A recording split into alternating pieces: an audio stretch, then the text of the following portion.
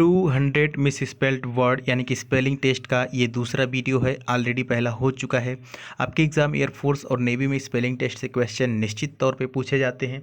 तो आइए देखते हैं उसी महत्वपूर्ण लिस्ट का अगला जो आपके सामने वर्ड है, एग्जिस्टेंस लिखा हुआ है।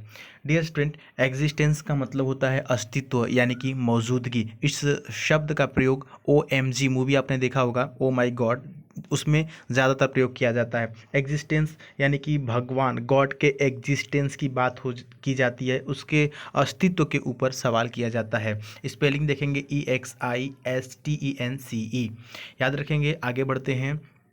अगला जो वर्ड आपके सामने फॉरवर्ड लिखा हुआ है ना, फॉरवर्ड का मतलब क्या होता है डियर स्टूडेंट? इसका मतलब होता है प्रस्तावना, जिसको प्रीफेस भी आप कहते हैं, PREFACE।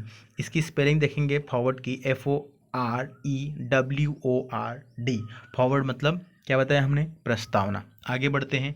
हैरास लिखा हुआ है ना, HARASS। ये जो वर्ड है आपके एग्जाम में कई बार पूछा जा चुका है। हैरास का मतलब होता है परेशान करना, और ख़ास करके इसका एग्जैक्ट मतलब होता है उत्पीड़न करना। ये शब्द ज़्यादातर लड़कियों द्वारा लगाया जाता है, महिलाओं द्वारा लगाया जाता है पुरुषों पर, कि उन्होंने मेरा हैरास किया है। और हैरेसमेंट का केस भी बनता है कचहरी में, और उसके बाद थाने में इस शब्द का ज़्यादातर प्रयोग किया जाता है। न्यूज़पेपर पे भी आप देख लेते होंगे, ऐसा शब्द लिखा हुआ आपको मिल जाएगा। आगे बढ़ते हैं। जो अगला वर्ड आपके सामने है ये काफ़ी इंपॉर्टेंट है। इनडवर्टेंट का मतलब होता है बेपरवाह या कि फिर असावधान, जिसको बेअदब भी कह सकते हैं। स्पेलिंग देखेंगे ENADVERTENT। आगे बढ़ते हैं। पांचवा जो वर्ड आपके सामने है काफ़ी महत्वपूर्ण ये भी शब्द है। यहाँ पर लिखा हुआ है INDISPENSABLE। इंडिस्पेंसिबल। इंडिस्पेंसिबल का मतलब होता है बहुत आवश्यक, यानी कि जिसके बिना काम न चल सके, जिसको अनिवार्य बोलते हैं। ठीक है, तो ये वर्ड आप लिखेंगे, कई बार समझ में आएगा आपको। आगे बढ़ते हैं। छठा जो वर्ड है जजमेंट, JUDGMENT। ये भी वर्ड आपके एग्जाम में आ चुका है। जजमेंट का मतलब होता है निर्णय, जिसको डिसीजन बोलते हैं। डिसीजन की स्पेलिंग भी आपके एग्जाम में आ चुकी है, तो ध्यान देंगे DECISION, डिसीजन, जिसको वर्डिक्ट भी बोल सकते हैं। ठीक ना। सातवां वर्ड आपके सामने है, ये थोड़ा सा टेढ़ा है तो छोटा, लेकिन याद करने में थोड़ा कठिन होगा। लिएजोन लिखा हुआ है, LIAISON।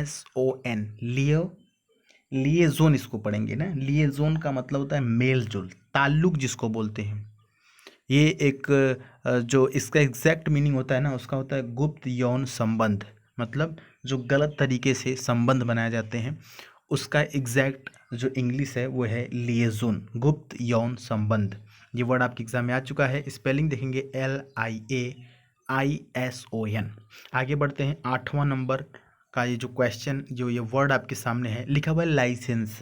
लाइसेंस की स्पेलिंग देखिए, लाइसेंस बोलते हैं लेकिन लिखा थोड़ा सा अलग जाता है, LICENCE। लाइसेंस का मतलब होता है अनुज्ञप्ति, जिसको अधिकार या परमिट भी बोलते हैं।